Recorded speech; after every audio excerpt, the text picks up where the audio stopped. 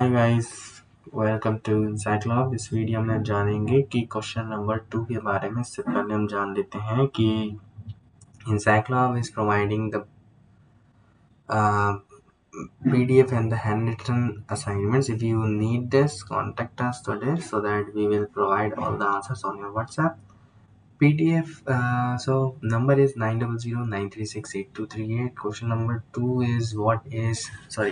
3 is an international business firm should not monitor the foreign country's trade, monetary and balance of payments account. Second one is major problem with laws in the different countries in that the legal systems of the world are harmonized. Third one is globalization has not influenced the Indian economy. And the fourth one is FDI doesn't help in accelerating the rate of economic growth of the host country. हमने सभी answers आपको provide करा दिए हैं इन WhatsApp. सो अगर आप चाहते हैं इन आंसर्स को तो आप हमारे दिए गए नंबर पर हमें मैसेज करके बता सकते हैं। मिलते हैं अगली वीडियो में नए क्वेश्चंस के साथ।